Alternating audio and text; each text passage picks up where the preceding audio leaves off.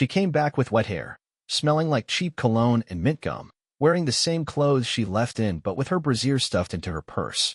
I was sitting at the kitchen table when she walked in, trying to act like nothing was out of place, tossing her keys into the ceramic bowl by the door like she hadn't just been out doing God knows what. It was 3:24 in the morning, and for the first time in my life, I didn't say a word. I just stared at her, then at the purse she dropped on the counter, watching the shape of it settle. She noticed. You always know when someone knows. Her mouth opened like she wanted to say something, maybe explain, maybe lie, maybe pretend to be tired and hope I was too worn out to dig. But I didn't blink. I didn't say anything.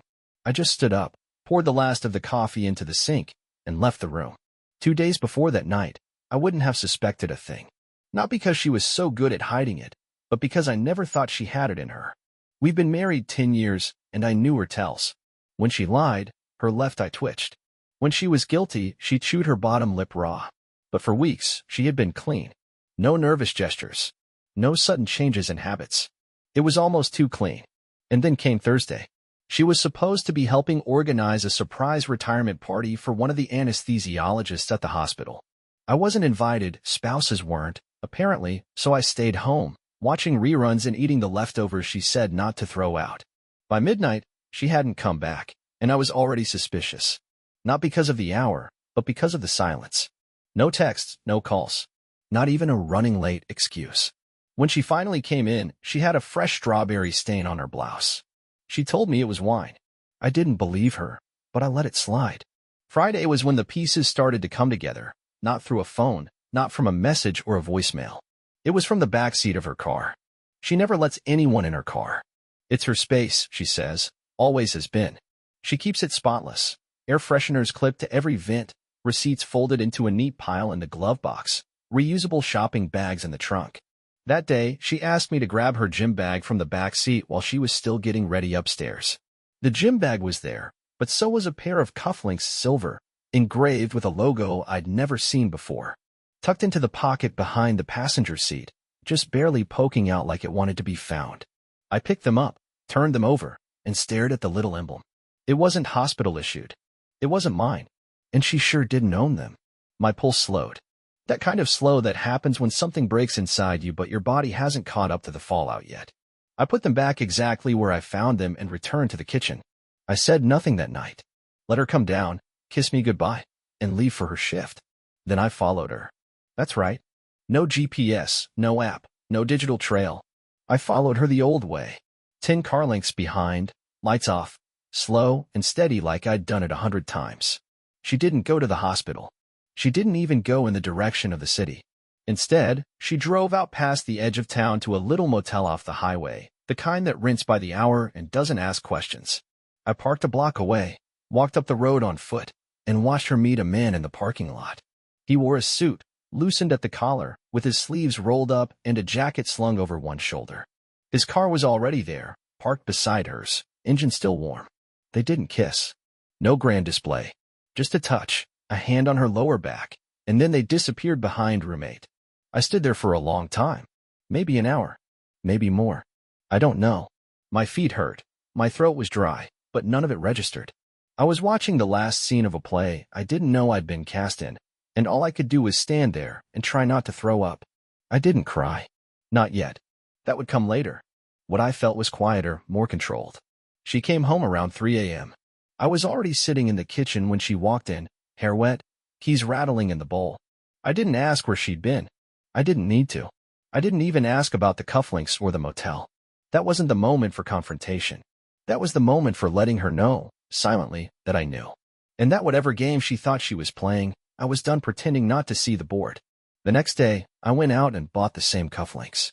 Not the same brand, not the same logo, just something similar. I wrapped them in a small box and placed them in her drawer, right under her nightshirts. I wanted her to see them. I wanted her to think I might have known but didn't want to say it out loud. That maybe I was confused. Maybe I was just being insecure. I wanted her off balance. I wanted her to wonder how much I knew. Because when people are unsure, they make mistakes. And I needed her to make a big one. And she did. She started getting sloppy, longer absences, sketchy excuses, changing clothes before coming home. She started hiding her laundry in her gym bag, something she'd never done before. I didn't touch anything. I didn't accuse her. I kept things smooth, polite, routine. I took her to dinner, bought groceries, asked about her day, but I kept following her. Not every day, just enough to track her pattern. Always the same motel. Always the same guy. Sometimes twice a week, sometimes 3. I still hadn't seen his face, but I knew his car, his walk, his watch. He had no idea I was watching him every time he walked into that room with my wife. So no, it wasn't a phone that gave her away. It wasn't a message or a picture or some careless slip in a conversation. It was her car. It was her purse. It was the way she changed. That's the thing about cheating. It's not just the act. It's the decay. It rots everything around it. And when you love someone, you feel that rot like it's growing inside you, like you're decaying too. But I wasn't rotting. I was getting ready. And what I did next, well, you'll hear about it soon enough. I didn't waste my time playing detective with passwords or rummaging through her things like some insecure husband looking for scraps. What I needed was real, undeniable, something that couldn't be brushed off with a tearful apology or twisted into another excuse. I wasn't interested in crying or begging.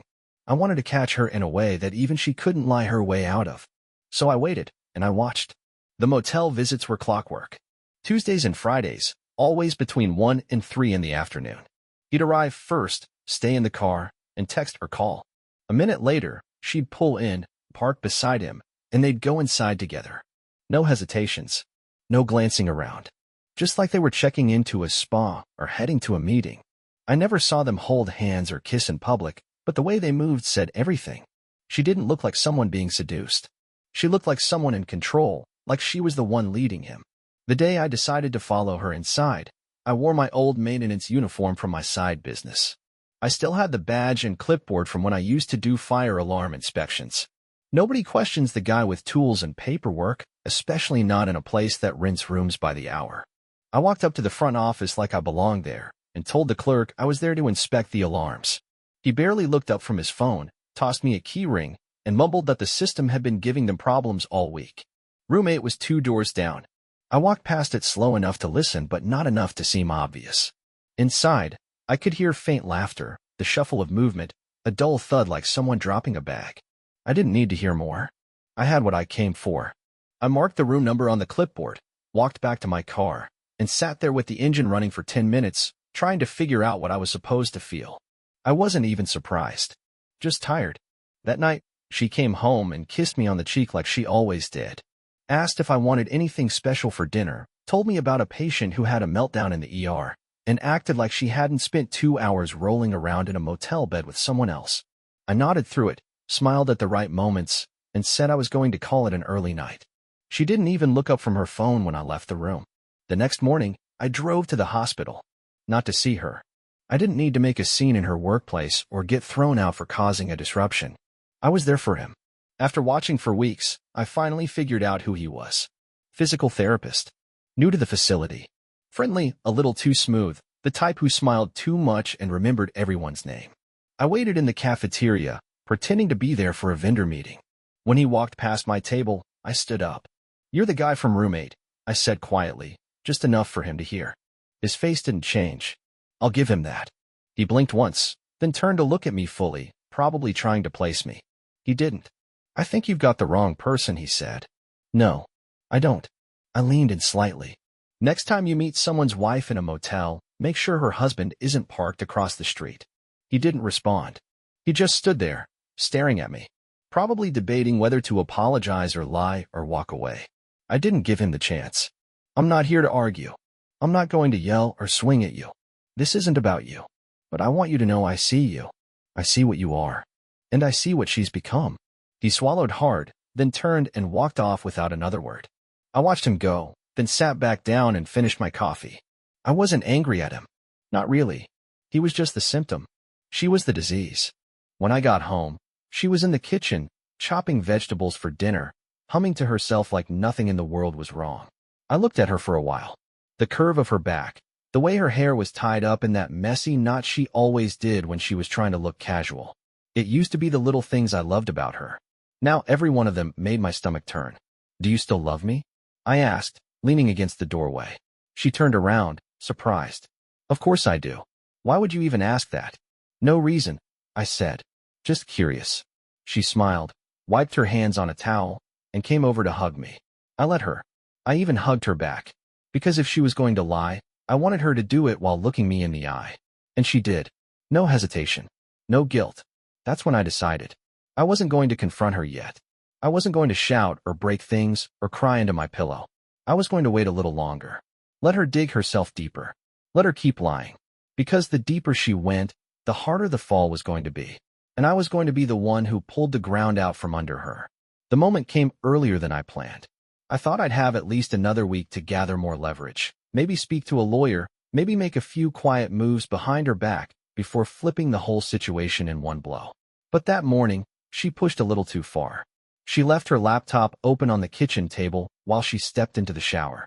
Normally, she was more careful, always logging out or shutting the screen when she wasn't using it, but not that day. Maybe she thought I'd already gone to the hardware store like I said I would. Maybe she was just getting sloppy. Either way, curiosity wasn't what made me look.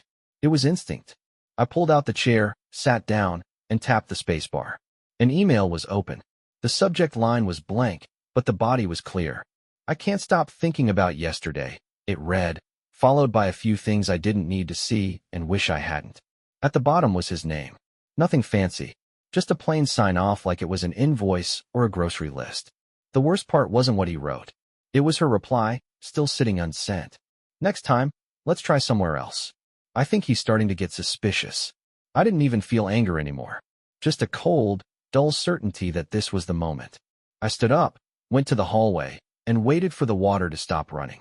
She came out wrapped in a towel, wiping steam from her face, surprised to see me still home. "You didn't leave?" she asked, trying to keep her tone light.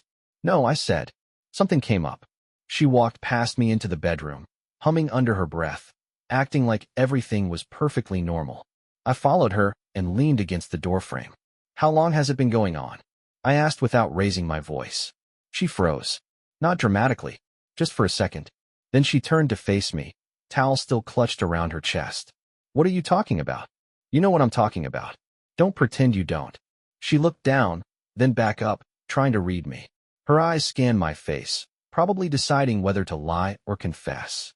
She chose the lie. "There's nothing going on. Why would you even say that?" "I've seen you," I said flatly. "Roommate. Tuesday and Friday. The guy from your hospital. You think I wouldn't notice? You really thought you were that clever?" Her mouth opened, but no words came out.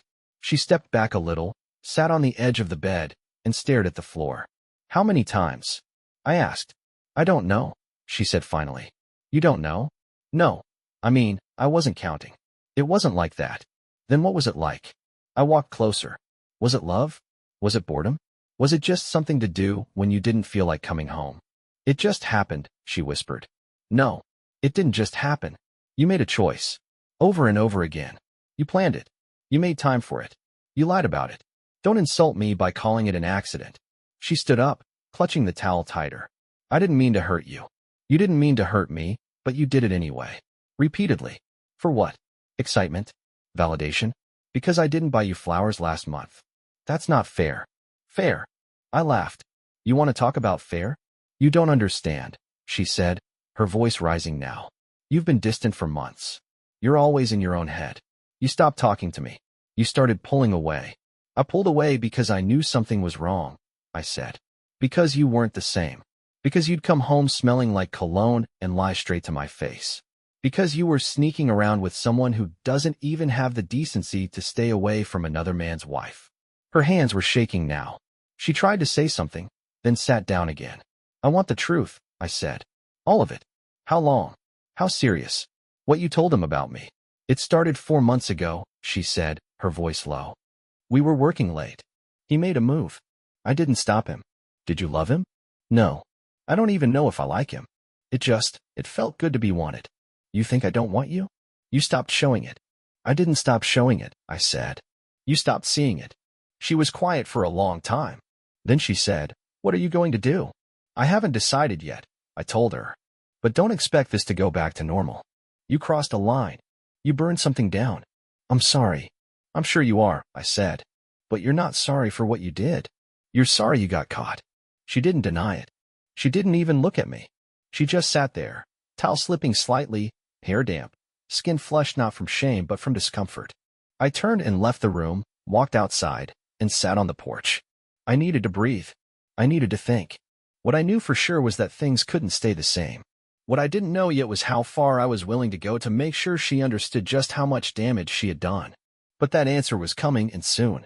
I didn't talk to her for 3 full days. Not one word. Not even a look. I woke up, went about my day, came home, and went to bed like she wasn't there. She tried to act like she was fixing things, cooking dinner, asking if I wanted to talk, putting on shows she thought I liked. But none of it mattered. None of it meant anything after what I'd heard come out of her mouth. I knew she wasn't sorry. She was just afraid of what would happen next. That's what changed everything. I wasn't going to leave her right away. That would have been easy for her. Instead, I planned something else. I started by setting up a meeting with a lawyer. Not just any lawyer, my cousin's friend who specialized in divorce and asset protection. I walked into his office with a folder full of notes, the motel's name, the guy's information, dates and times, and my plan to get everything I could. I told him I didn't want to just walk away. I wanted to make sure I didn't lose a thing I'd worked for. He told me I had a strong case. The evidence I had wasn't just useful, it was solid enough to tip the scale in my favor during any settlement. That was step 1. Step 2 was letting her show her true self. I started giving her more space. I told her I was thinking about things, that I wasn't ready to make a decision. I even suggested we go out to dinner.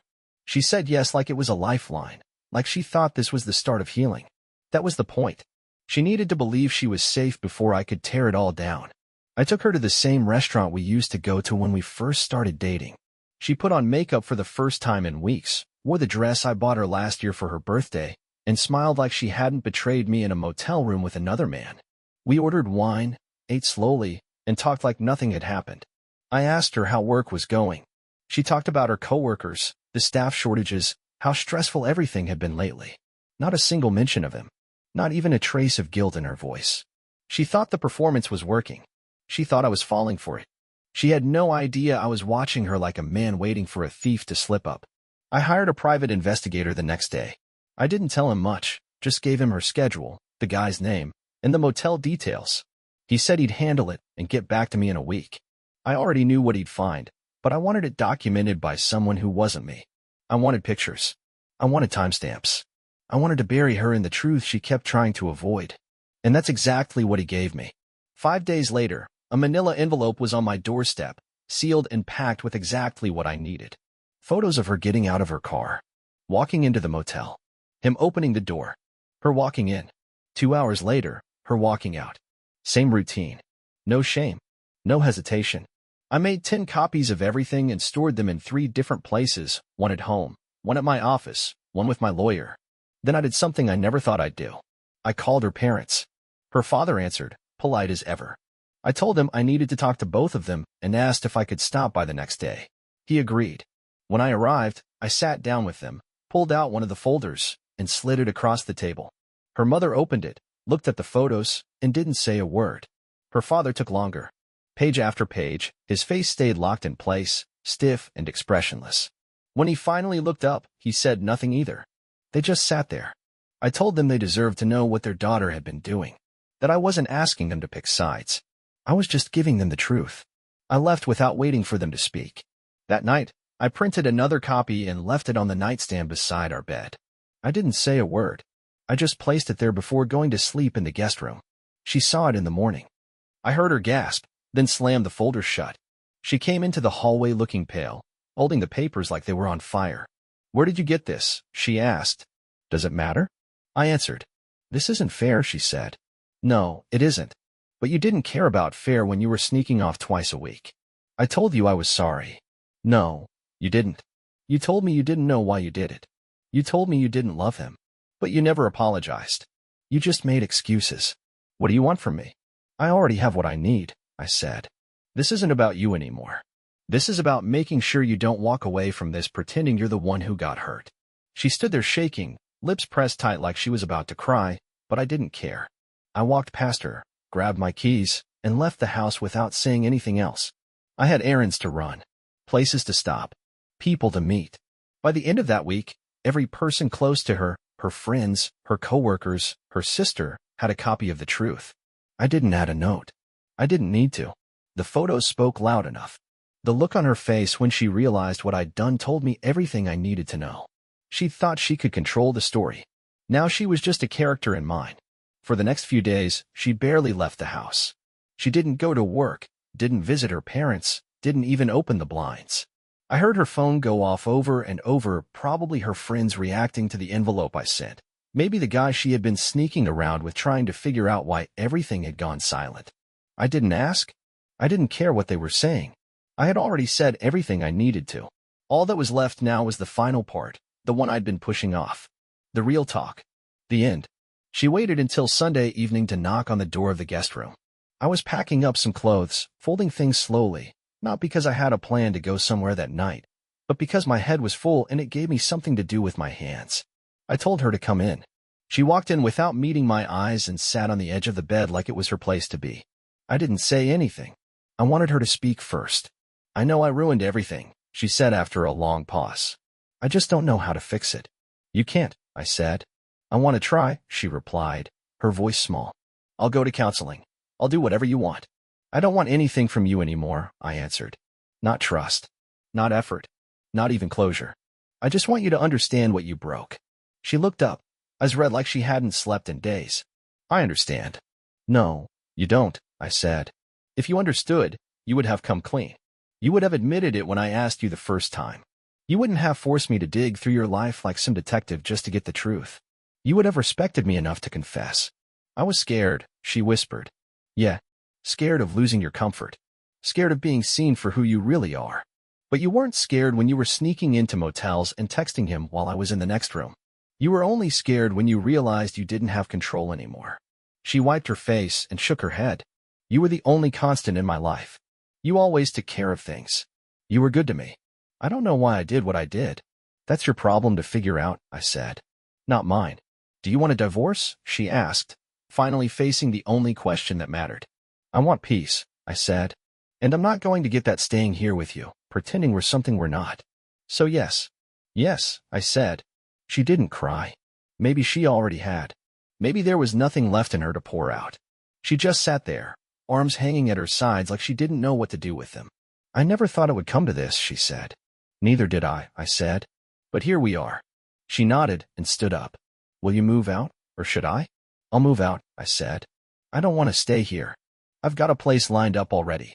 I just didn't sign anything until I knew where this conversation was going. She looked like she wanted to ask something, maybe about what the new place was like, maybe about when I was leaving, but she didn't. She just turned around and walked out of the room, leaving the door open behind her. I stood there for a while after that, looking at the clothes I had folded, the half-packed suitcase, the empty floor where I used to keep my work boots. Then I sat down, not because I was tired, but because for the first time since this started, it was really sinking in that I wasn't going back to the life I had. Later that night, she knocked again. I didn't tell her to come in this time. She opened the door and leaned against the frame. I'm sorry for how I handled everything, she said. I know that doesn't change what I did. I just wanted you to hear me say it. I believe you're sorry, I said. But it doesn't fix anything. I know, she said. We looked at each other for a moment. The kind of silence where you both realize how far gone things really are. Where even the idea of trying feels like dragging a dead thing around hoping it might wake up. I'll make arrangements for the paperwork, I said. We don't need to fight about anything. I'm not out to ruin you. I know you're not, she said quietly. I would deserve it if you did. I'm not doing it for you, I said. I'm doing it because I want to walk away from this clean. I want to be able to look in the mirror and know I didn't stoop to what you did. She nodded slowly, then turned and walked away again. That was the last real conversation we had. Everything after that was logistics. Bank accounts. Keys. Storage. Emails to lawyers. Dividing up the furniture and deciding who would tell our mutual friends first. The emotions were over. The damage had already been done.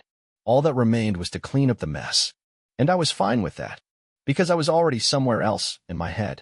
Somewhere quiet. Somewhere honest. And she wasn't there. The day I moved out, she didn't say a word. She stood in the hallway with her arms crossed, trying to look calm but failing miserably. I had packed everything in advance, labeled boxes, neatly folded clothes, nothing rushed or thrown together. I didn't want this to be one of those messy, dramatic scenes you see in movies where people yell and slam doors. There was no point. The real ending had already happened weeks ago. This was just a formality. She offered to help carry boxes, but I told her not to. I didn't want her touching anything that was mine anymore. I didn't want to share the moment with her in any way. My brother met me outside with his truck. We loaded everything in silence, and when he asked if I was okay, I just nodded. I wasn't okay, not really, but I was getting there. I was clear. I was steady. That was enough for now. We didn't speak about her. He knew what had happened, but he never pushed for details, never asked how I caught her or what she said. He only told me he was proud of how I handled it. That meant something. The new apartment was nothing special, 2 bedrooms, small kitchen, 2nd floor, but it was mine. No shared memories, no reminders in the corners, no scent on the pillows I didn't want to remember. Just clean walls and quiet. I unpacked slowly, one box at a time, making sure I put everything where I wanted it. I was done compromising for the sake of pretending something still worked when it didn't. That first night alone, I sat on the balcony with a cheap sandwich and a glass of water. It wasn't anything fancy, but it felt right. I didn't need a grand feast or some big dramatic toast to new beginnings. I just needed a moment to breathe without second-guessing everything around me. I thought about the last few years with her, how many things I had ignored, how many signs I waved away because I didn't want to believe they meant what they clearly did. I thought about how often I excused her coldness, her absence, her sudden mood swings. All the nights I convinced myself it was just stress, just work, just something temporary. It had never been temporary. I had been holding on to something she let go of long before I noticed. A week later, the divorce paperwork arrived at my new address. I signed it without hesitation. No dramatic feelings came with it. No grief. Just a clean stroke of a pen and a quiet nod to the truth. I dropped it off at the lawyer's office the next morning and didn't even stay long enough for small talk. I just wanted it done. I didn't tell anyone about it right away. There was nothing to announce. It wasn't a victory. It wasn't something to celebrate. It was a decision that should have been made months earlier. I ran into her once after everything was finalized. It was at the grocery store. She was standing near the produce section, staring at a bunch of grapes like they were going to answer a question for her. She noticed me and froze. I nodded once and kept walking. She didn't follow. She didn't call out. Just watched me as I passed by.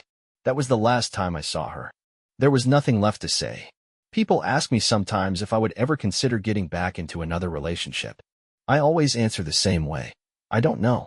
I'm not closed off to it, but I'm not chasing it either. Right now, I like the quiet. I like knowing that no one is lying to me in my own home. I like waking up and not wondering where someone else has been.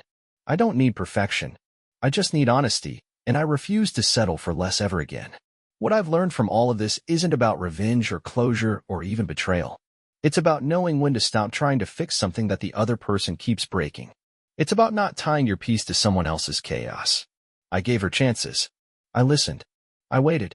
I even offered forgiveness before the damage was done. But she kept choosing the lie. She kept picking the easy way out instead of facing what she was doing. That's not someone I can live with. That's not someone I can trust. So here I am, living in a small apartment with no drama, no secrets, and no one sneaking around behind my back.